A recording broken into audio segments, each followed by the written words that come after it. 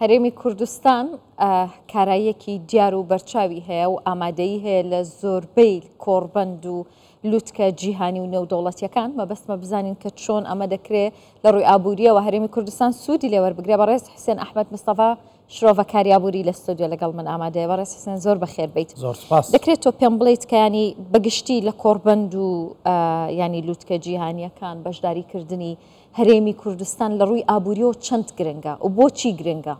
بەڵێ هاوکات مامۆستا لە زانکۆی سەلاحەدین پێ باشە ئاماژەوە بکرێت. باشە. لە ڕاستیدا گرنگیەکی زۆری هەیە. هەر ئەگەر بۆ وردی بگەڕێنەوە کە ئاماژەتان پێکرد بۆ تارەکەی سەرۆک وەزیران 4 خاڵیە 4 کۆڵەکەی ئەساسی باسکردن کامانە چاڵنجن تەحەدین لە بەردەم زۆربەی حکوومەتەکانی دنیادا. بەشداری هەرێمی کوردستان ئاماژەیەکی گرینگە کە هەرێمی کوردستان کارایی هەیە، کارکتەرێکی زیندووە لە ناوچەکەدا، فاکتەری ئاشتیە، فاکتەری ئاساییشە لە ناوچەکەدا. ئەمە هەر قسەیەکی ئاسایی نییە، ئەزمون سەلماندوێتی ئەو سومعەیەی هەرێمی کوردستان لە ماوەی ڕوبەڕووبوونەوەی تیرۆری ئەو تیرۆرە نێودەوڵەتی کە بە داعش ناو دەبرێ بۆ خۆی بەشداریەکی کارایە. هەموو ئەمانە وامان لێ دەکەن بڵێین بەشداری کوردستان لەم کۆڕبەندانەدا ئەزمونێکی نوێ بۆ سیستمی حکومڕانی ئێمە دێنێ. ئەگەر تەماشا بکەین تەرکیزی ئەم لوتکەیە لەسەر چییە؟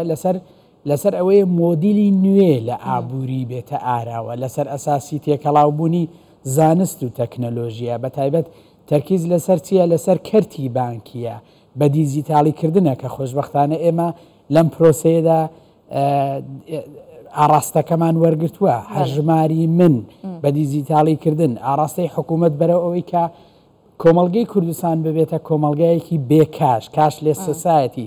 ئەمانە هەنگاوی زۆر گرنگن کە دەتوانین لەسەر ئاستی ناوەندە ئەکادیمیەکان زیاتر هەڵوەستیان لەسەر بکەین. تێکەڵاوکردنی تەکنەلۆژیا بە ئابووری، ینی کوردستان بچێتە سەردەمی ئەوەی کە سیستەمێکی زیرەکی هەبێ کە ئەوەش دەتوانێت بەشێک لە قەیرانەکانی ئێمە چارەسەرکات. چۆن؟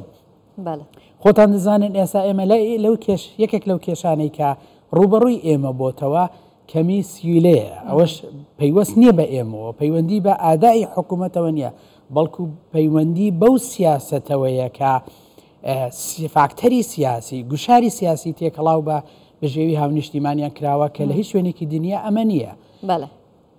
لە داهاتوودا پێم وایە ئەم تێکەڵاوکردنی تەکنەلۆژیا یا سیستەمی بە دیجیتاڵیکردن بوونی هەژماری من دەتوانێت زۆر کێشە چارەسەرکاکێک لەوانە کێشەی نەبوونی سیولەی پێویستە. بۆچی؟ لەبەرەوەی کە تەماشا بکەین حکوومەت کار لەسەر ئەوە دەکات زۆربەی پارەدانەکان لە ڕێگەی ئەلکترۆنی بن، لە ڕێگەی دیجیتاڵی بن، ئۆنلاین ترانسفێر بن. ئەمانە چ دەکەن؟ ئەمانەوا دەکەن پێویست ناکات تۆ کرێدتێک پارەیەکی ڕاستەقینەت لەسەر کاونتەکە مەوجود بێ بۆی پارە بدەیت. من کرێدتێکی دیجیتاڵیم هەیە بەڵام پارەکانی خۆمەدەم. کامانە هەموو ئاراستەی باشن. چاوەڕوانی پرسیاری دڵنیان پرسیاری زۆر بێگومان. باشە مامۆستایانی ئەمە باسی ناو خۆت کرد زیاتر، بەڵام لە دەرەوە بۆ نمونە ئێستا لەم لوتکەیە کە سەرۆکی حکوومەتی هەرێمی کوردستان ینی شاندێکی لەگەڵە، بۆ نمونە سەرۆکی دەستەی وەبەرهێنانی لەگەڵە، چۆن دەکرێت ینی وەبەرهێنانی بیانی ڕابکێشین. هەروەکو سەرۆکی دەستەی وەبەرهێنانیش گوتی کە لە هەرێمی کوردستان دەرفەتێکی زۆرمان هەیە بۆ وەبەرهێنان. چۆن ئەتوانین ئەم دەرفەتە بقۆزینەوە بەوەی کە بۆ وەبەرهێنانی بیانی ڕاکێشین بەلای خۆماندا؟ خۆی میوانداری هەرێمی کوردستان لەم لوتکەیە بۆ خۆی ئاماژەیەکی ئەم گرنگەیە کە جەنابەت دەتەوێت وەڵامەکەی وەرگریەوە. لەبەرچی ئەگەر تەماشا بکەی ئەم پێگەی کوردستان هەیەی بە تایبەت لەسەر ئاستی خەلیج و شتێکی نوێ نییە، ینی ئێمە ئەزمونێکمان هەیە. لەگەڵ ئەوەدا یاوەری سەرۆک وەزیران تۆ تەماشاکە شاندێکی تۆکمەیە، هەل لە گۆڕ خواستی لوتکەکەیە. وەزیری کشتتوکاڵی، وەزیری بازرگانی لەگەڵا، سەرۆکی دەستەی وەبەرهێنانی لەگەڵا، هەموو ئەمانە ینی کوردستان بە پاکێجێک لەوێ ئامادەیە. گرنگێکە چییە؟ ڕاستە تۆ بە تەنها لوتکەکە نا ئەو پانێڵانەی هەن لە پەراوێزی سروشتی ئەم لوتکانەوە لە پەراوێزدا کۆمەڵێ کۆبوونەوەی گرنگ دەبەسترێن. جارێکی کە پەیوەندیەکان نوێ دەکرێنەوە، جارێکی کە سەرنج ڕادەکێشەیە کە ئێمە یاسایەکی وەبەرهێنانی گونجاومان هەیە، خواستی وەبەرهێنەری بیانی جێبەجێ دەکات لەگەڵ ئەوەدا ڕاستە تەرکیزی جیهانی لەسەر ڕۆژهەڵاتی ناوەڕاستە و ئەو ناجێگیریە بەڵام هەرێمی کوردستان تا ئاستێکی باش ئاسایشی هەیە تا ئاستێکی باش ئاسایش و سەقامگیریە چەند بۆتە هۆی ئەوەی کە هانیوە بەرهێنەرانی بیانی بدات بێنە هەرێمی کوردستان با زمانێکی سادە بڵێین سەرمایە ترسەنۆکە یان وەبەرهێن زۆر زار ڕیسک ناکە لەکوێ ئاسایش هەبوو لەکوێ هەلومەرجەکە لەبار بوو لەو شوێنە ئیسtismار دەکا بۆیە بێگومان ینی ئەگەر تۆ تەماشا عێراقکەین وەکو ناوچەیەک بۆ بەرهێنان ئەو ناوچەیە کە سەرنجڕاکێشە هەرێمی کوردستانە زیاتر وەکو لە بەشەکانی کەی عێراق جیالەوە هەرێمی کوردستان بە تایبەت هەولێر پایتەخت وەکو کۆمەڵگەیەکی پیشەسازی ئابووری چالاک وایە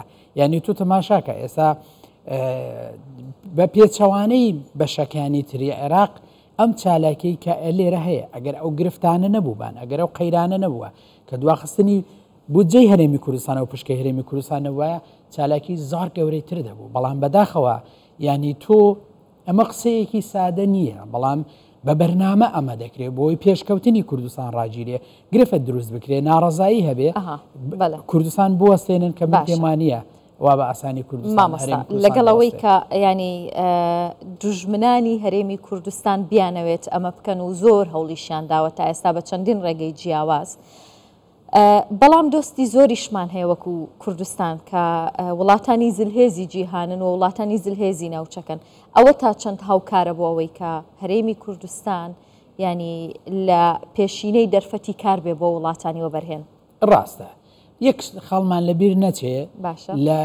لە دنیادا شتێکی باو هەیە تۆ چەندە خۆت هەی ئەوەندە دۆستت هەیە کە خۆت نەبی دۆستیشت نییە کە خۆت نەبی دەست پێشخەری نییە بێ لە وڵاتەکەی تۆ دەست پێشخەریەکە وەبەرهێنانکە یا هەر شتێکی کە بێ ئەمە ئاماژەی ئەوەیە ئێمە هەیین ئێمە کارکتەرێکی چالاکین زیندوین ڕاستە ئێمە بێ کێشە نین ئەمە قسانەی من هەرگیز بەمانەوە نییە مە کێشەمان نییە کێشەمان هەیە بەڵام هەوڵی جددی چارەسەر هەیە لە هەمووی گرنگتر ئەزانی کاتێک کە تودان پێدادنەی دەڵێ من کێشەم هەیە دەمەوێت سوود لە ئەمزمونی نوێ وەرگرم ئادای حکوومەتەکەم باشکەم تەکنۆلۆژیا بێنم ئەو شێوازە پارەدان و مامەڵە تەقلیدی لە عێراقدا هەیە کۆتایی پێبێنم پێویست ناکە موچەخۆر پارەکەی بەس بە کاش دەست لێدا هەژماری من هەموو ئەم شتانە شتی دڵخۆشکردن مای دەستخۆشین ئەمانە مای سەرنجڕاکێشن چونکە تەماشا دەکەی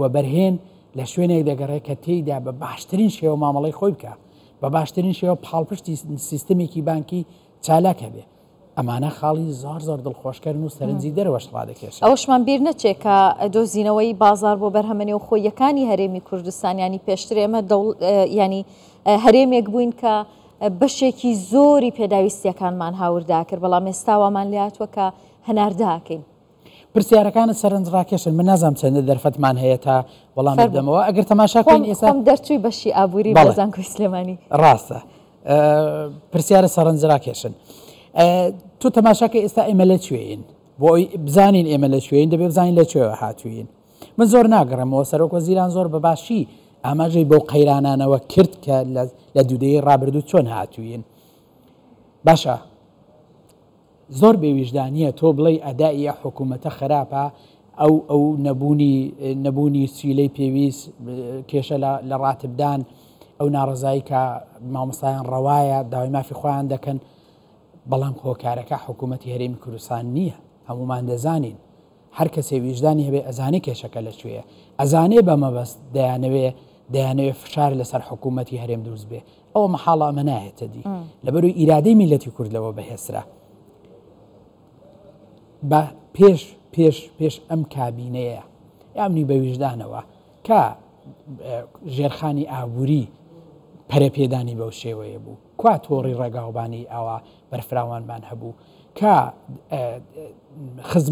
پێدانی خزمەت گوزاریەکان بە هاونیشتیمانیان بە دیجیتاڵی کرابوو کوا دیدگای حکوومەت بەو شێوەیە بوو کە دیدێکی ڕۆنی بە دیجیتاڵیکردن هەبێ بۆچێ بۆی کواڵەتی باشتر هەلی یەکسان دەرفەتی باشتر بۆ هاونیشتیمانیان بێتە پێشەوە هەموو ئەوانە پێمان دەڵێن کە ئێمە لە ئاراستەیەکی باش داین و پێمان دەڵێن کە بەرەو باشتر دەڕۆین چونکە تۆ دەبێ بۆی بزانی ئێستا لەکوێوە هاتووی و ئەو بربەستانەی کە لە ڕێگەتدا بوون بە چ میکانیزمێک تۆ گەیشتووی بە ئەمڕۆ. ئەمڕۆمان ئەگە لە گۆڕخواستی خۆمان نەبێت، بەڵام ئەمڕۆیەک نییە بێ ئومێدمان کات. هێشتا ئاسۆی چارەسەری هەیە، هێشتا پێم وانییە بەغدا بەو عقلیەتەی ئێستا ئەو هەموو فشارە دروست دەکا و بربەست دروست دەکات موچەخۆری ئێمە کە مافێکی خۆیەتی ئەزانی سەروەری دەوڵەتان ئەوە نییە تۆ بڵێ من سەروەریم هەیە. ئەگەر شکستت هێنا لە ئاسایش سەروەریەکەت پێ نەپارێزرا، شکستت هێنا لە هەلی یەکسان، شکستت هێنا لە شایستەی دارایی هاونیشتیمانیەکانی خۆت، تۆ سەروەری لەدەست دەدەی.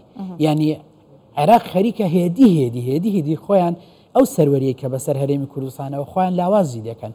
چۆن دەکرێت تۆ بەشێکی نیشتیمانەکەی خۆت لە سەرچاوی داهاتێک کە مافی کەس خێرمان پێ ناکە، مافی ئەم خەڵکەیە بێ بەشکەی. بەڵام پێم خۆشە لە کۆتایی گوێبیستیانی شتێکی دڵخۆشکەر بم وەکو شرۆڤەکارێکی ئابووری دەتوانیت پێمان بڵێ لەم ینی کۆڕبەند و لەم لووتکانە کە دەکرێت و هەرێمی کوردستان تێدا بەشدارە توانیوەتی وەبەرهێنان لە پەیوەندیە ئابووری و بازرگانیەکانیدا بکە لەگەڵ وڵاتان؟ لە سروشتی ئەم لووتکانە کۆڕبەندە ئابوووریانە سروشتێکی چۆنیان هەیە، سروشتێکی ڕاگۆڕینەوەیە، لێک نزیک بوونەوەی پەیوەندیەکانە، سەرنج ڕاکێشە، بوینینی پاکێجە. بۆ نمونە سەرۆکی دەستەی وەبەرهێنان لەوەیە دەرفەتەکانی وەبەرهێنان بۆ وەبەرهێنی بیانی دەخاتە ڕوومای هەڵوێست لەسەرکردنە، مای کاتێک کە دەڕواتەوە بۆ مەرکەزی قەراری خۆی مای ئەوەیە شرۆڤە بکرێ. بڕیاردەری ئەم وڵاتانە مای هەماهەنگی زیاترە، بەڵێ لی دەکەوێتەوە. بەڵام من پێشنیارێکم هەیە گەر لایەنی پەیوەندیدار بۆ جارێکی کە بەڕاستی حەقا هەماهەنگی زیاتر هەبێ، زانکۆکان ڕاوێژیان پێ بکرێ. لەسەر ئاسی زانکۆکان پسپۆری زۆر لێ هاتومان هەیە، هاوکاری ئەو شاندانەی ئێمە بێ پێیان بڵێ کە ئەو دەرفەتانە چین کە کوردستان دەتوانێت سوودیان لێ ببینێ. بۆ نمونە ئێمە لە بواری تەکنۆلۆژیە ئەو سیستەمە زیرەکەی کە کلااود شۆت سەرۆکی کۆڕبەندی داڤۆس لە وتەکەی جوان ئاماژەی پێکرد، وتی ئێمە شێوازێکی زیرەکمان دەوێت تەکنۆلۆژیا بچێتە کەرتی بانکی و بچێتە ئابوووریەوە. ئێمە ڕاوێژکاری وامان هەیە، پسپۆری وامان لە زانکۆکان هەیە کە بڵێ بۆ میکانیزمە دەتوانێت سود ببینی. یعنی مەبەستەکەی من چییە؟ بەتەنێ لەسەر ئاستی سەرۆکوەزیران هەنگاوەکان کیفایەت نین، دیدی استراتیژی هەماهەنگی خوارەی دەوێت، هەماهەنگێکی توندی وەزارەتەکانی دەوێت. دوازار ئێمە زانکۆی سەلاحەدین بەشێکی ئەو حکوومەتی زانکۆیەکی حکومیە، زانکۆی سلێمانیە، زانکۆی دووهۆکە زۆر زانکۆی هینمان هەیە. هیوادارم تەمەنا دەکەم پێشنیار دەکەم لە ئەم ڕووداوە جیهانیانە ڕاوێژ لەگەڵ زانکۆکان بکرێ بۆی پاکێجێکی دەوڵەمەندترمان پێ. دەست خۆش، زۆر سپاس بە ئامادەبوون. بەڕێز حسێن ئەحمەد مستەفا، شرۆڤەکاری ئابووری و مامۆستای زانکۆی سەلاحەدین، زۆر بەخێر بیت. دەست خۆش.